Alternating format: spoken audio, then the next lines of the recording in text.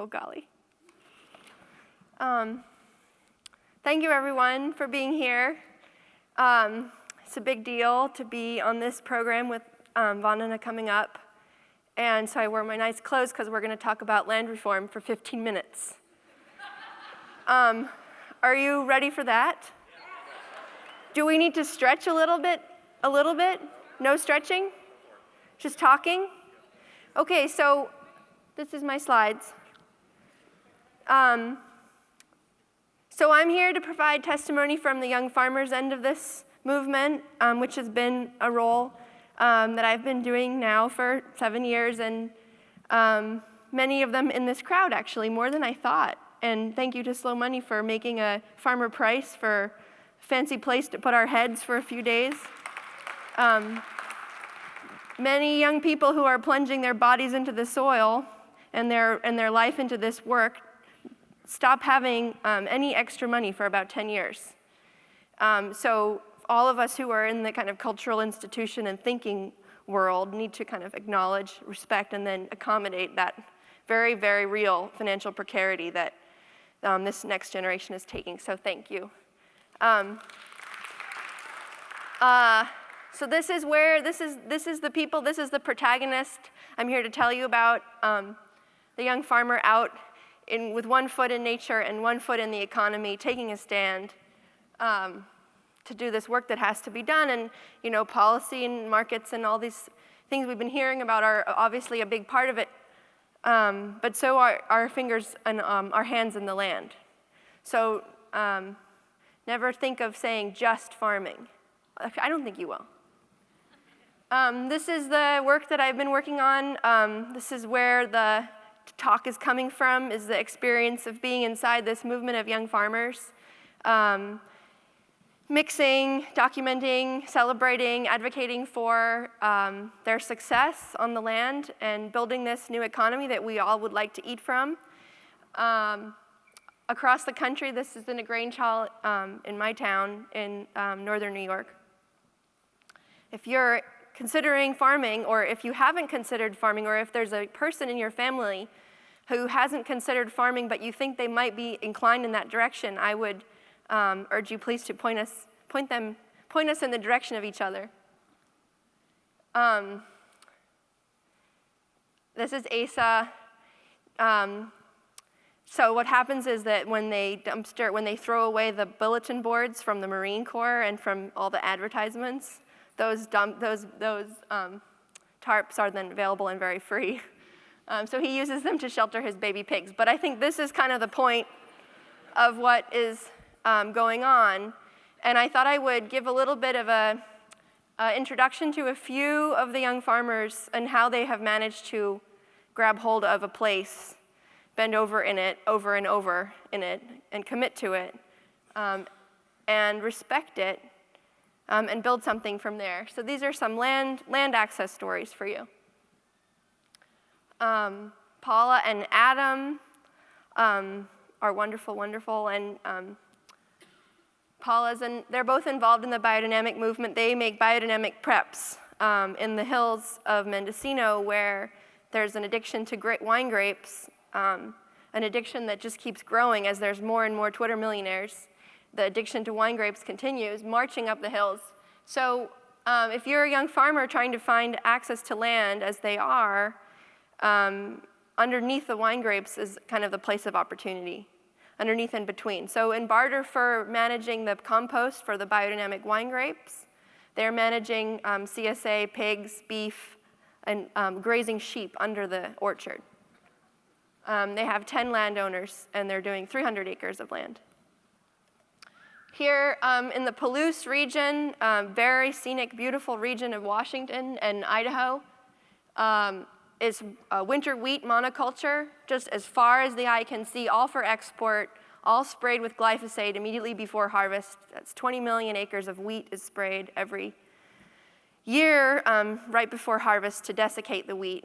And that glyphosate obviously lands in our gut. Many of us are now allergic to wheat. We don't know why. This landscape has some nice little nooks and crannies in it. Those nooks and crannies sometimes are too narrow for the big equipment to pass. And in those little nooks and crannies, there's sometimes old relic homesteads, relic orchards, barns that need a young person to come in and put in some strategic prop-ups. And in fact, that's what happened. First one little opportunity, and now a whole series. As the word got out that the sheep did not get out, Jason and his partner, Margaret, have built themselves a diversified operation, sheep, goats, vegetable CSA, selling into Moscow, Idaho. This is Grant. He said it's okay if I keep mentioning that he is single. And so I will keep mentioning it until we've solved that problem, because he's one of the more visionary. He's doing restoration agroforestry on a massive scale. Thousands and thousands of trees, I think 12,000 trees. Chestnuts, filberts, perennial tree crops, for those of you in the permaculture scene. Using GPS to figure out his, not ley lines, look at this, people. And this is his electric tractor building workshop that he taught. He's a major part of the farm hack movement, appropriate technology developers, inventors, sharers, who are pumped to display their technical, mechanical, and electronic prowess to one another over the web and profit not from selling that intellectual property, but from its use and evolution and the development of those tools in place to suit the needs, in his case, for mulching those trees. And then, of course, we have other stories of land act. Oh, I didn't tell you how he got his land. He got his land because of a wonderful, benevolent investor who bought the land as their retirement and wanted to partner with a young farmer. Where is it? It's in Iowa. And then here we have, in Detroit, abandoned lots being turned into a farm called Brother Nature Farm. In Wrentham, Massachusetts, an old family farm. So that's abandoned land that you had to go through process with the city. And then that's family land that was in misuse or disuse or underuse. Again, starting, always these operations, you think, oh, they're starting so small. How is that going to make a difference? How is that going to add up? But of course, they're scaling, and Christy's now feeding 400 families from that CSA. And she has a baby. And then, of course, projects that are helping veterans get access to land. These are veterans in Kentucky who are planting legal agricultural hemp with support in the farmer veteran. Yeah, really amazing. And in Washington State, projects that are bringing access to land to immigrant families, starting farms, concentrating the project of distributing and marketing that food to one person's job under a roof, managing the calculator so that you can have then 30 operations doing market farming around. So this is all a hopeful narrative. Everyone begged, borrowing, and stealing their way to some opportunity, some secure land tenure to be able to invest their life in the soil and its health and to the community around them. But of course, they're not buying. They're beg, borrowing, and stealing. And so as we're looking at the structural obstacle that's faced by many, many, many, many of my people in this community, we're running against this issue. So, my little animation didn't work again. But this is obviously, we have to remember that this land was originally stolen, and it is now increasingly concentrated and concentrating in ownership. The value of the land that we are talking about right here, this 400 million acres, is about equal to how much my generation has in student loan debt. So if you gave us a Jubilee and then gave us a coupon for our Jubilee, then we could buy back the land that Jefferson stole from Native Americans with debt from France to provide for his posterity the benefits of freedom.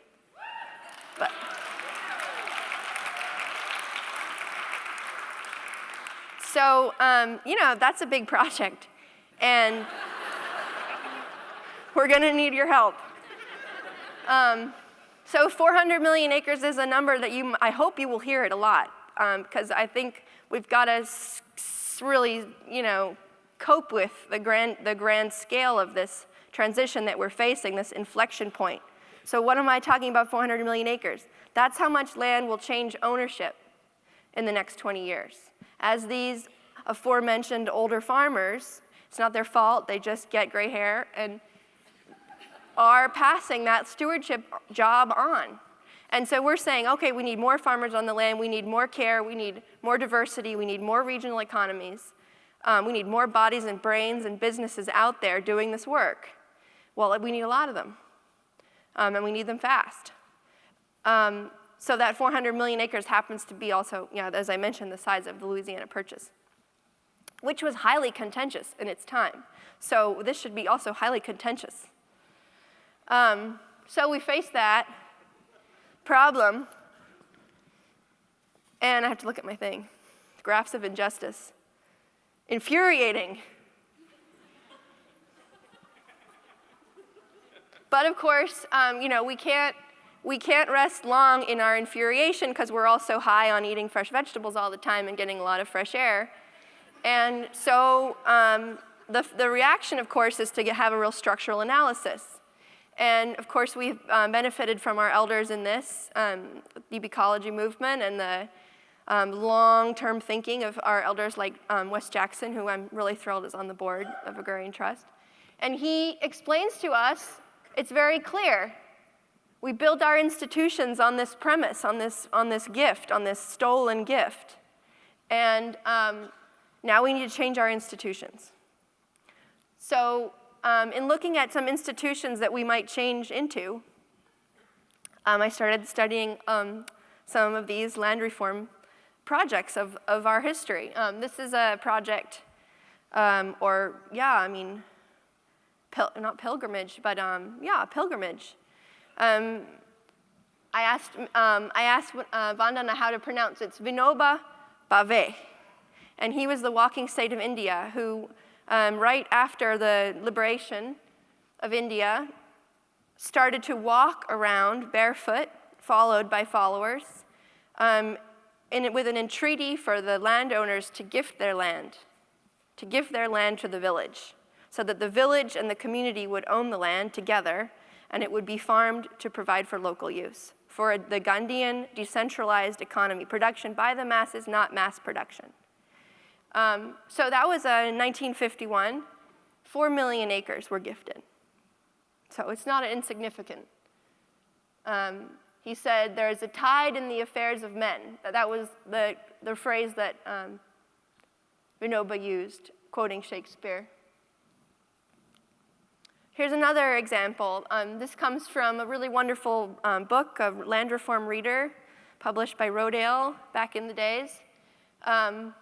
We went from Vinoba, now we're going to Dinuba. This is like some kind of code, not lexicon.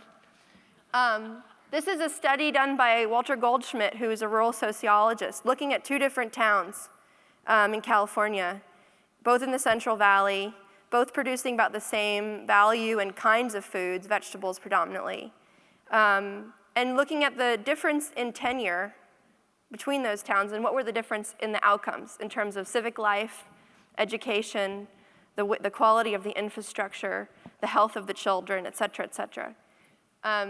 And in Dinuba, the land was owned predominantly by absentee loaners and managed by managers. And in Arwinda, it was managed predominantly by families who were also owners. And of course, the findings were starkly describable in sociologist terms, and the quality of life was far better in the town of local ownership. This report was suppressed by the USDA, which had funded it, and actually the department, which was the Agricultural Economics Department, was shut down. So what do we want? We don't look for what we don't want to see, I guess. Again, another funny word, ejido. This is the community-owned land model. in Mexico that's based on the model of the Aztecs, where the community owns the land, and the land is for the community to grow food on. Are you getting a theme? We have a lot of these commons management schemes that are in present and in past the predominant pattern for sustainable human settlement on this planet.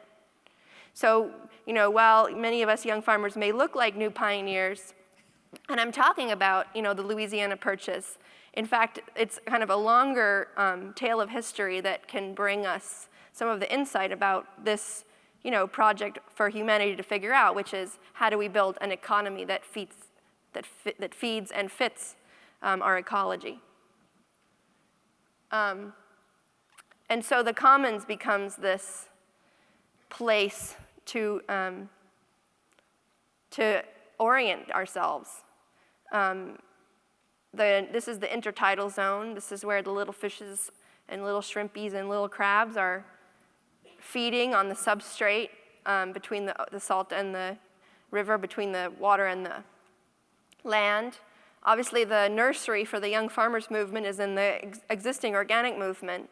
All of us trucking around, in Hondas and Subarus and mom's old Volvos from farm to farm across the coast. I mean, it's the most national movement. You run into everyone everywhere because they're learning from the best and committed to, major amounts of hoboism as a result, and incubating here in these farms, in this land that, of course, those farmers are also retiring. So that land also needs to be kept in organic stewardship. And of course, here, even in the United States, we have, again, this 400 million acres. It's almost like they invented this to be his talk. But this is how much federal land we have that we manage as a commons. Not only is our fishery managed, but so are our federal lands. So the proposal that we are making, I am making, and a good little team of us is making, is to take on one little part of this land transition project and build a model that reflects kind of our highest knowledge of a community-based food system, and bringing the wisdom of the CSA, which essentially is a truce between the stakeholders, a truce between the entering farmer and the exiting farmer, a truce between the generations. Or in the case of a CSA, a truce between the customer and the buyer and the producer. So what would it look like if we were to design an institution with the land's best interest in mind? And what would it look like for the steward who is best able to steward that land? And we have done a bunch of our study groups about that, and we thought about it a lot. And then I went across to France because I'd heard this rumor that they had figured out this model, inspired by Vinoba and inspired by the Boudin movement and inspired by the CSA movement. A movement in France called Terre de Liens, which is now 7 years old, controls 53 farms. It's 2,000 hectares of land, permanently organic, where the stewards of that land have a lifetime lease, all the security and benefits of ownership without the cost. And that happens because the land is owned as a community. It's a community ownership model. And that land is then become a commons. It's become a commons for food security.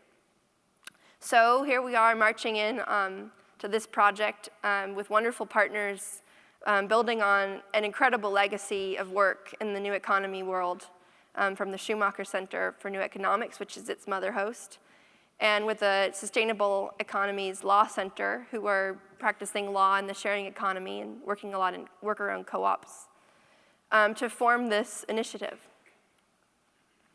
And it's a big project. You think about, again, this commons, the substrate of life and this intertidal zone, this tide that's changing, that needs to change. How do we connect these little fish, this incredible potential that exists in the young farmers movement, with the various parties who we are going to need to partner with, and we are really needing to partner with. And it's a lot of different kinds of you guys, and I think some of you guys are in this audience. I'm really hoping you are.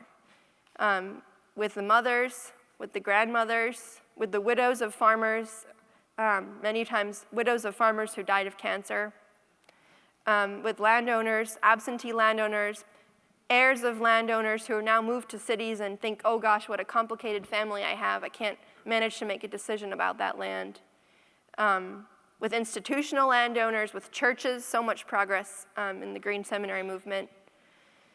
And of course, also hopefully with land gifters, as we've seen that amazing progress that was made. So that's the kind of story that we're working on, and that we hope we will be adding to the many different options. The beg, borrow, and steal is going to be continuing as young farmers are working in that place to figure out the compromise, the marginal land, the underused land, a handshake deal to get at that land. But I think we have to really confront a wide range of options as we look at what it takes to keep these communities food secure in the future.